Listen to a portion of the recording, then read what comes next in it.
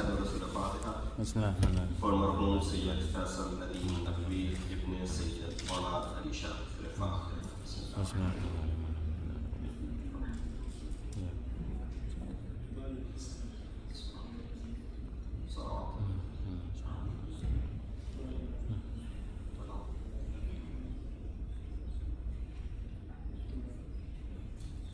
For 21 Surah Mulk, 5 times Surah Yasin, and 1,000 Surah Fatiha, 10,000 Durood, and 2,000 Istighfar, 11 Surah Rahman, 11 times Surah Naba, and 5 times Surah Yasin, and 11 times Ziyad Ashura was recited on behalf of Marhum.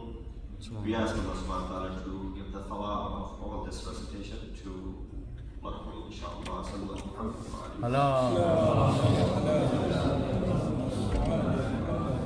أعوذ بالله من الشيطان الرجيم بسم الله الرحمن الرحيم الحمد لله الذي قصرت عن رؤيته أبصار الناظرين وعجزت عن نعته أوهام الفاسقين الحمد لله رب العالمين الصلاة والسلام على أشرف الأنبياء والمرسلين خاتم النبيين أبي القاسم محمد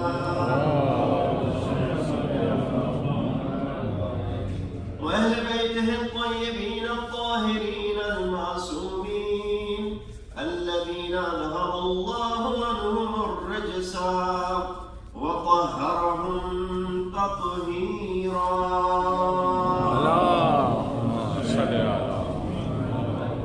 أما بعد فقد قال الله تبارك وتعالى وقوله الحق وهو أصدق القائلين بسم الله الرحمن الرحيم إذا زلزلت الأرض زلزالها وأخرجت الأرض أثقالها وقال الإنسان ما لها يومئذ تحدث أخبارها بأن ربك أوحى لها صلى الله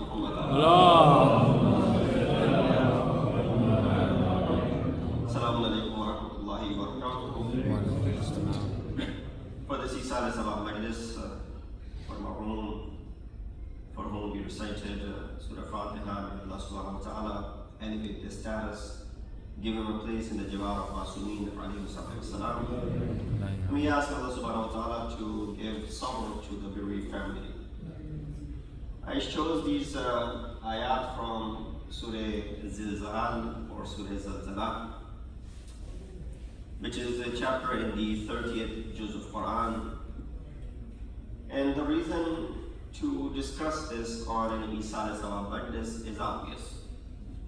That primarily all the surahs in the 30th juz of Quran talk about Ma'ad, Qiaymat. And there's a discussion on different events that will happen on the Day of Judgment, leading up to Qiaymat. Some of them talk about what will happen after. Some of them talk about how it will start. The first trumpet, when it will be blown, what will happen? Then when the second trumpet will be blown, what will happen? And how Allah subhanahu wa ta'ala will raise every human being back to their original or origin, and how everyone will be called back. So there are many questions that people who do not have faith, they raise in this regard. Because of course, it's very difficult for them to fathom that how is it possible that there is a day of judgment, a trumpet will be blown and everybody will understand now Qiyamat is happening. And everyone who's alive at that time with the first blowing of the trumpet, everyone will be dead. Even Malakul Maut will be dead at that time. And then the second trumpet will be blown when everyone will be brought back to life, in a sense that they will be raised back to Allah subhanahu wa ta'ala. So the first trumpet is to kill everyone, it's a kill switch, and the second trumpet is to awaken everyone. Which also tells us that this death in this life is not really a death, it's not really annihilation. The death in this life should not be considered as end or annihilation, destruction for that matter. Why? Because it's only temporary, where you sleep for a little bit and then you'll be raised back again. So this is a concept which many people have a hard time fathoming, understanding, and comprehending. But of course, being born in this madhab haqqa, understanding the maqalib that are provided to us through Quran and the teachings of Muhammad Ali Muhammad, a believer, a mu'min should not have any doubts as to any of these things are not inevitable. Any of these things are, far-fetched.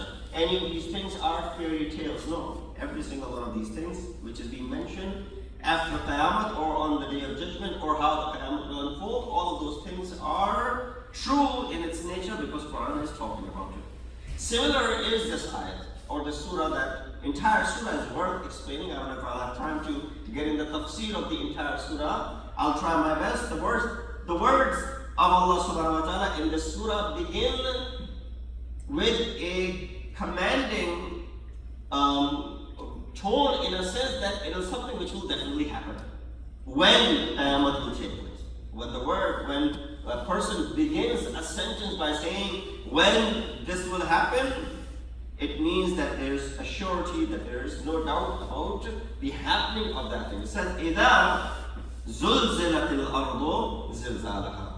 Now, because the example of zilzal or zalzala is being given, which is translated as an earthquake, and we all are very familiar with the concept and the phenomena of earthquake, how the earth shakes whenever the quake's happening.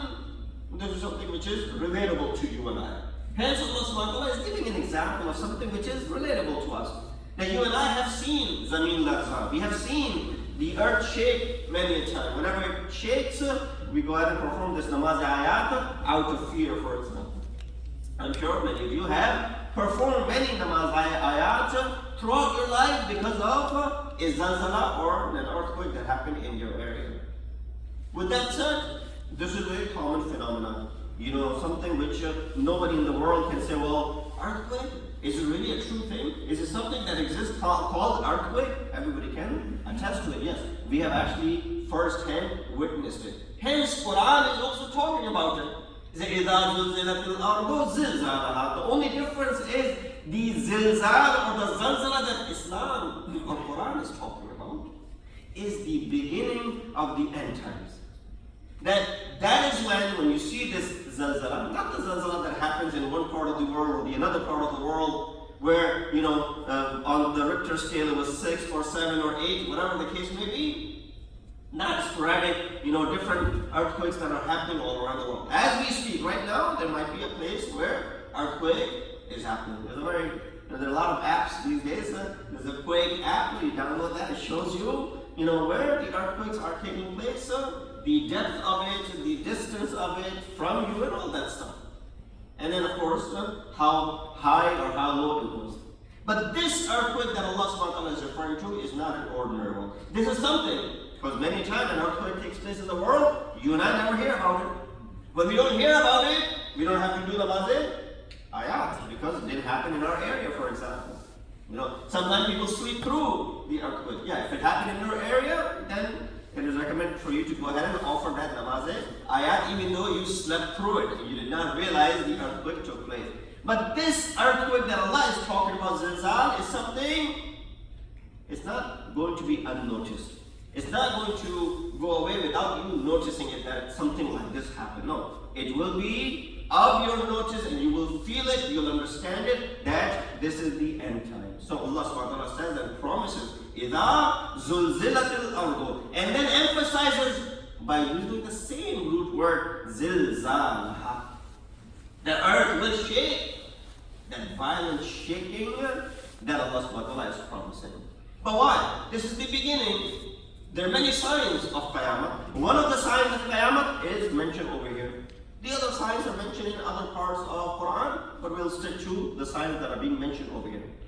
What happens after the shaking of the earth? إِذَا زُلْزِلَتِ الْأَرْضُ زِلْزَالَهَا وَأَخْرَجَتِ الْأَرْضُ أَثْقَالَهَا.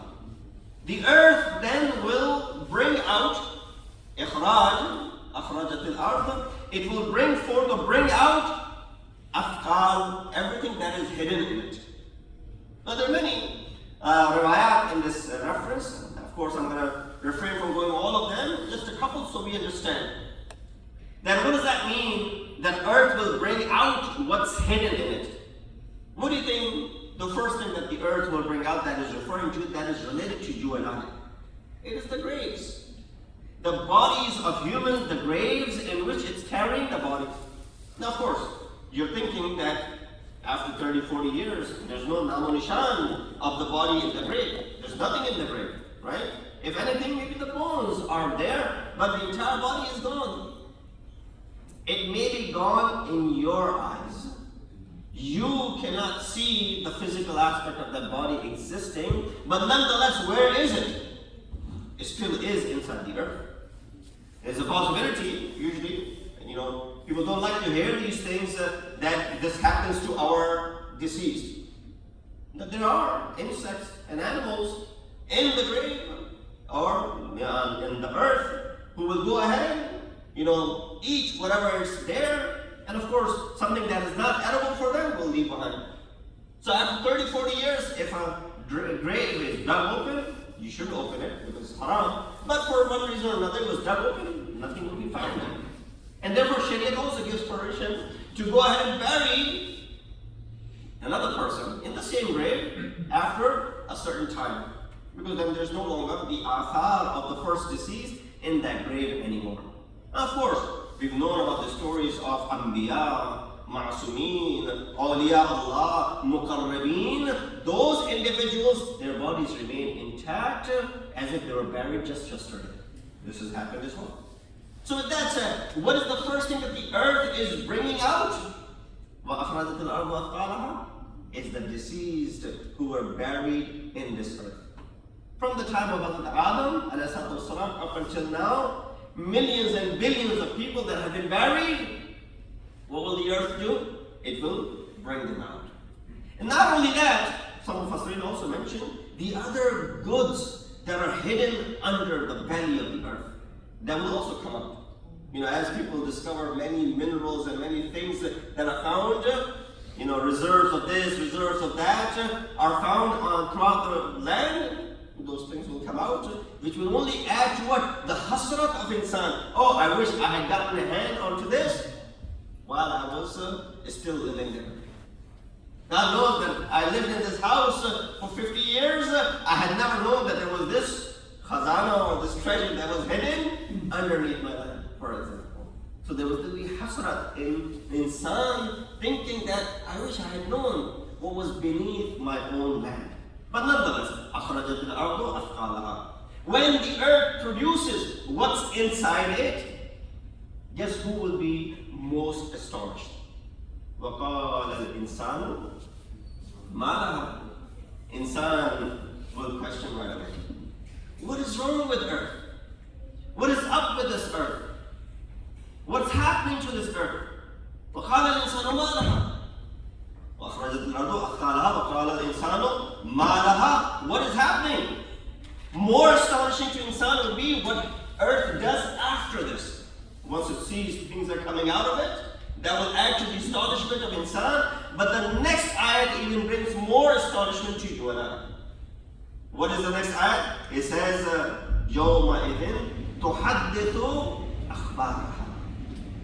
On that day, not only the earth will bring forth what's hidden in its belly, but it will also speak about that which took place on it. This is where the discussion is a little bit lengthy. Mufassirin has spoken a great deal, because Ma'asumeen have spoken a great deal. And Mayatha have elaborated a great deal as to what is it the earth will say. Or how will the earth say things. Can you imagine? Earth talking. Which means earth is something which is a living object. may not hear it right now, but on the day of judgment, Allah will give it a tongue to speak with. Just like in Surah Yasin, what do you recite? اليوم نختم على أفواههم. We will seal their mouths. وتكلم أيديهم وتشهد أرجلهم بما كانوا يكسبون. We will seal the mouths of individuals. What will speak? The hands will talk. The mouths will talk. Or rather, the feet will talk. All the other a'dha and jawari, the organs of insan, they will start talking. What are they going to say? Not only that, the ayat mentioned, and these are riwayat. Ayat mentioned what else will talk. Even waqalu, even your skins, they will start bearing witness. Ayat says, waqalu لِجُلُودِهِمْ لِمَا شَهَدْتُ عَلَيْنَا. Insan will look at the skin will be speaking against you, and insan will say, what are you doing? Don't talk about me. لِمَا شَهَدْتُ عَلَيْنَا. Why did you bear witness against me? Imagine something which was with you throughout your life. If you become friends with someone, they watch over you. They look after you. They don't reveal your secrets. That's a good friend, right? When we think our a'dha and jawari, our organs are our best friends, our hands are our best friends, our eyes, our feet, our skin, all of these things are our best friends, they will never bear witness against us. Just like a good friend doesn't do that. But the ayat of Quran says, وَقَالُوا لِجُلُودِهِمْ. Insan will say to its own skin, لِمَا شَهَدْتُمْ عَلَيْنَا. Why did you bear witness against me? قَالُوا أَنْتَقَنَ اللَّهُ الَّذِي أَنْتَقَ Jumma كُلَّ شَيْءٍ. That Allah subhanahu wa ta'ala gave us the ability to speak. Hence, we're going to go ahead and talk about everything that we had witnessed with our own, in other words, proverbial eyes. So, coming back to the ayah, the earth will also speak. The earth will start talking. It will start talking about what happened on this earth. It will start talking about, in particular, to those individuals who did, especially corruption on this earth. And that's why there are many riwayat which mention regarding a mu'min that you should, from the kalam of Amir al-Mu'mineen Ali ibn Abi Talib Sallu fi biqa'in mukhtalifa, Imam said. Look at the beauty of this kalam of Amir al-Mu'mineen. He says, Sallu fi biqa'in mukhtalifa. Pray in different parts of the land.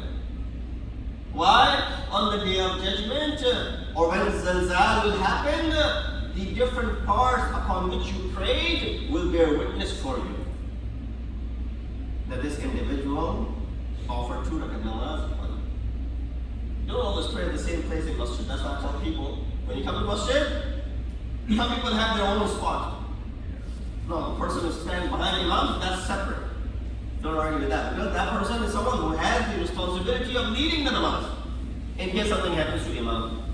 If imam falls, namaz is not broken. The person standing immediately behind imam has to now take over and start leading the prayer. It's not like everybody breaks the prayer. What happened to imam? What happened to imam? Let's look after the imam, take him to the ER, hospital. Maybe one person can go ahead and do that. The rest continue praying. Finish your salah. But who has to lead? The one standing right behind him. That's why we always emphasize the person who stands behind imam should be someone who's capable of leading the salah. You know, from the aspect of shahada, from the aspect of adalat, from the aspect of, pronunciation, all those things should be intact if you are standing behind him. But yeah, if you're standing other than that place, that's okay. But then don't sit in the same place all the time. And you've seen some people, this is my place. I don't sit anywhere else. This is my place. I don't sit anywhere. Sit in different places. It's okay. If you sit behind, if you sit in the front, if you sit on the side, if you sit on this side, it's okay. In fact, it's better. Why? According to this riwayat of Amir al-Mu'mineen, the different places that you pray will all bear witness that this mu'min had prayed upon me on numerous occasions. So this is a thawab that is being gained from it. Similarly, the riwayat says when you're traveling, when you're in an open area, give adhan.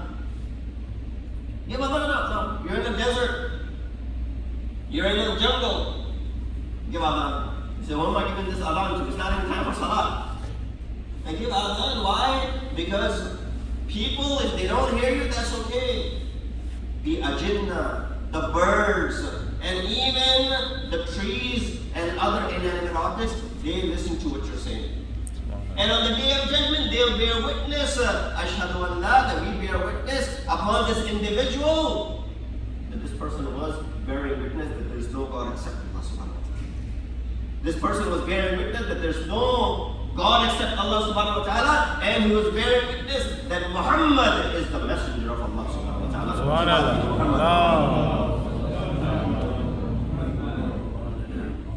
So قال الإنسان insan will be surprised. What is wrong with this earth? And then it will then reveal the akhbar, the news. Khabar, akhbar is the news. You know, akhbar, called newspaper is akhbar. So earth will be telling you these different akhbar that exist. Ayat continues. يومئذ يصدر الناس أشتاتا ليروا أعمالهم. This is the reason this zilzala has happened. Because on this day, insan will be brought out and they will come out scattered. Ashtata means scattered. Scattered all over. With what? And they'll be able to witness their amal. Their amal, their actions, whatever they have earned, whatever they have done, they'll be able to witness it. This is interesting. That our amal will become apparent to people. Is it possible? That when earth is exposing, you know, the concept of exposing is very easy to understand in this day and age that we live in. There's surveillance cameras all around. There are movies being made, the video is being made. There's a camera right there. This is going live. There are cameras all over this building.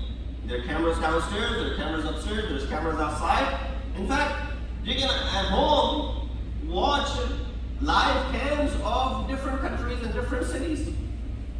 It's possible. You, by sitting here, watch on YouTube Majlis that's taking place in Toronto, in New York, in Florida, in Houston, in Chicago, in California, maybe 3 hours later. But nonetheless, you can watch the live like others. Just like people might be watching this live now. It's very easy. And when that concept is there, it's very easy to expose people. So we gotta be careful. What we present in the presence, what I'm doing, right now I'm sitting on this minbar, so I'm very careful. I don't want any of my words to be misconstrued and misused. I don't want to do anything sitting on this minbar which could be taken out of context. And of course, I want to refrain from doing anything haram while everyone is watching me. Oh, but no one's watching me. I'm all by myself. This is where shaitan comes in, gains access on me, and is able to misguide and mislead me. That's where sharabat comes into play. Okay, now I can look at this, now I can look at that, now I can do this haram, now I can do that haram. That's why people will come. This is not a new phenomenon. People used to go to imams and the Prophet, they would say, oh Rasulullah, when we are in your gathering, the last thing on our mind is haram. When we are by ourselves in khalwat, that's when shaitan is able to gain control over us and we end up doing haram. What is it that we can do to protect ourselves? Rasulullah said, dhikrul maut. Udhkurul maut. Remind and remember maut. Think about Qiaymat and maut. It will refrain you to an extent from committing that haram. Why? You will then think about the accountability. Right away, accountability will come to your mind. Then how am I going to be able to face Allah subhanahu wa ta'ala when I have done this haram? That moment right away, to an extent, you'll be able to defeat shaitan. You'll be able to get away from shaitan. And the second remedy is very simple. Never be alone. Don't leave yourself to be lonely. Always be with a company. Always be with someone. That's why there's an emphasis on remaining, single. There's so much emphasis. I usually give this lecture on nikahs and weddings, that how Allah subhanahu wa ta'ala wants to meet you on the day of judgment with your spouse. So that you never want to show up to Allah subhanahu wa ta'ala alone by yourself. The importance of marriage is explained from this concept. But nonetheless, coming back to our discussion, it says, insan will be raised on the day of judgment, or on the day of Qiaymat. When the zara will happen, they yuraw amal. And their amal will be shown to insan. And then the last two ayat, وَمَنْ يَعْمَلْ مِثْقَالَ ذَرَّةٍ خَيْرًا يَرَهُ وَمَنْ يَعْمَلْ مِثْقَالَ ذَرَّةٍ شَرًّا يَرَهُ. The khair and the shar of insan will surely be shown to them. No doubt. Everyone will see an atom worth of good, an atom worth of evil that they have done. Look how Allah used the word atom. Dharra, atom is something which cannot be perceived through your eyes. So small. एक zarra इंसान देख नहीं सकता. उसके लिए microscope चाहिए, पता नहीं क्या-क्या devices हैं before you can see is zarra. Without it, you cannot see it. But this zarra, which is being mentioned over here, it says zarra barabar. If your actions were just one zarra, one atom, you will see it. Allah will make it on a big microscope so you'll be able to see it.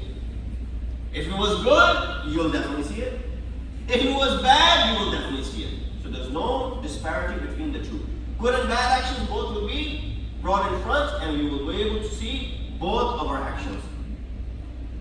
But then here a question should arise in your mind. And that question is, which usually fuqaha and ulama have answered as well. And that is, when we talk about the concept of, according to this verse, man will see his deeds. And on the day of resurrection, whether good or evil, all will be presented to insan. How does this harmonize with the concept of ihbat and takfir? What is habt and takfir? Habt and takfir is when you do an action which null and voids all of your good deeds. Takfir or kafara is when you have done an action incomplete, but you do kafara to fulfill the action. So there's an ayat in the Quran that says, لَإِنْ أَشْرَكْتَ لَيَحْبَطَنَّ عَمَلُكَ. If you do shirk, we will do what? We will void all your actions. Meaning I've done 60 years of ibadat, but at the end, what did I do? I did shirk. According to this ayat of Quran, Surah Zumar, ayat number 65, what will happen? لَا يَحْبَطَنَّ عَمَلُكَ. All of your actions will be voided because you did shirk. So here, Allah says, your amal are void. Similarly, in the hasanata yudhibna sayyah. When you do good deeds, your bad deeds are melted away. So, two concepts very quickly. One is, by doing good deeds, your bad deeds are melted away. And then, when you have done so much good, but you did shirk, what happens? Your good deeds are null and void. This ayat is saying that on the day of judgment, you will see good and bad. So then what happened to the concept of tawbah? What happened to the concept of ihbat and takfir? If all those deeds were void, why am I still seeing it? Or am I going to see it? Or is there a contradiction in these ayat? See, this is where tafakkur is needed. Contemplation in Quran is needed right here. In one place, Quran is saying, Allah will most surely show you an atom worth of good deed that you have done. Allah will most surely show you an atom worth of evil that you have done. But then the ayah says, if you did shirk, we will void your actions. Or if you did good, we will void your bad actions. So there's one way of putting this together. This concept of showing your actions is a general law. And every time there is a general law, there is always exception to each law. For example, there's a law that you have to stop on red light. But emergency vehicles who are coming with their lights flashing, it's an exception for them. They can break that law and they can go through the light. Or for example, a general law for all of us is that we must not break our salat, right? But if there is someone who's in need of help, Someone is dying or someone is asking for help. Should you continue to pray? No, I'm not going to break my salah. No, break your salah. There's exception to the rule. You cannot break it without any such thing. When an exception arises, you can break your salah. And there are many examples of such. So the rule is general, and then there are exceptions. You say, well, Molana, this is not a really good understanding of it. There's another answer that is given. The other answer is that while both ayat they are there in Quran, you look at this concept from the concept of credit and debt. That when someone has, some debts, and then they go ahead and bring some credit along, when bringing this credit, they balance out what the debts that they had and they had settled, but nonetheless they get to see both debts and credit together, right? I have a debt of $10,000. I was able to borrow money from someone, or I was able to raise the money myself, GoFundMe, and I was able to go ahead and pay back. So when I paid it back, it balanced out, but I'm able to see the debts and I'm able to see the credit, both of these things. This is what this ayat is also talking about, that on the day of judgment, Allah subhanahu wa ta'ala will show you all of your amal. In fact, definitely you'll see all your amal. Even if you had gone through the concept of tawbah, you will still see it.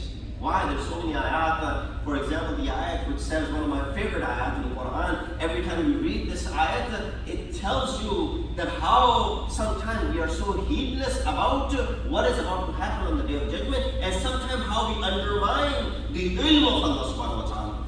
Ma lihadal kitab la yuqadiru saghiratan wala kabiratan illa asaha. What is wrong with this book? This is what literal translation is. I'm doing my own translation. Ma lihadal kitab. What is up with this book? What's wrong with this book? La yuqadiru saghiratan wala kabiratan illa asaha. It did not leave out the minor details, the smallest of the details. It has every single detail. Everything that I did from here till my home, everything in between, and the way back, and every time, multiply that, everything is documented. Did not leave anything out of it. The most comprehensive book that you will see on the day. And is it difficult? Is it difficult to keep a tab on all those things? No. In today's technology, all of these things can be kept as a record. Then just imagine the technology that Allah subhanahu wa ta'ala possesses. So no doubt, this zilzal is a matter of awakening. All of these ayat, brothers and sisters, let me bring it to a close. All of these ayat of Quran are there as a warning to keep us from going into this slumber and falling asleep and becoming heedless, that there isn't any Qiaymat, nothing will happen tomorrow, we will die and we will get buried, and this is not how it is. If that was the case, then why would Imam Hussein give his life? If that was the case, then why would Amir al-Mu'mineen struggle? If that was the case, then why would our 5th and 6th Imam go through the struggles that they did? If that was the case, why would our 7th Imam remain in prison for 14 years for that matter? If that was the case, why Imam of our time is in ghaibat for the 1200 years until now? All these things to a mu'min make sense, that definitely there is Qiaymat. Therefore, there should not be any heedlessness for mu'mineen. Mu'mineen should never fall prey and victim to any sort of neglect and ghaflat. ये मोमिनीन को चाहिए कि इमाम हुसैन की उस शहादत को समझें। इमाम अलैहिस्सलाम ने जो शहादत पेश की है, इमाम ने जो जिहाद किया है, या इमाम के साथ जो लोग आए थे उन्होंने जिहाद पेश किया है, उस जिहाद के बीच कोई मकसद था। There was a reason why Imam went out on this journey. There was a reason why you, for 2 months and a half, you heard the masab of Sayyid al-Shuhada. You wept over it, you cried about it, but did you focus? Did you understand what Imam has set out to do? Imam ﷺ was trying to explain to us that there is a day of judgment. When he held in his hands the body of a 6-month-old Hazrat Ali as-Nadra, Imam ﷺ made this sentence. He said, Hawwin alayya, it is easy for me to give the shahadat of a 6-month-old. بِأَنَّهُ بِعَيْنِ اللَّهِ. Why? कि अल्लाह देख रहा है, ये सब अल्लाह की आंखों के सामने है. इमाम ने 6 माही की शहादत का नजराना पेश किया. इमाम ने 18 साल के जवान की शहादत का नजराना पेश किया. दोनों शहादतें सख्त रही होंगी इमाम के लिए. जवान का लाशा उठाना सख्त रहा होगा, 6 माही का लाशा उठाना भी सख्त रहा होगा. और सख्तियां कम न हुई जब अब्बास ने पुकारा मौला को, अस्सलामु अलैका या अबा अब्दुल्लाह, ऐ मेरे मौला, ऐ मेरे आका अब्बास का आखिरी सलाम. इमाम ने ये सुना, अपनी कब्र पे हाथ रखा. अलान इनकसर ज़हरी व क़ल्लत हीलती. ऐ अब्बास, तुम्हारे जाने से मेरी कब्र टूट गई. अरे अब कोई हीला न रहा. इन्ना लिल्लाहि व इन्ना इलैहि राजिऊन. Oh Allah, please accept our ibadah tonight. Allah, we've committed a lot of sins. Please forgive us our sins. Allah, give us a tawfiq and ability to follow the commands and teachings of Ahl-e-Bait. Allah, hasten the appearance of our awaited Imam and make us amongst the helpers and the soldiers of Allah. Please send us to the Fatih from our home. Syed Faisal Nadeem Naqvi Ibn Syed Aulad Ali Naqvi Surah Fatih.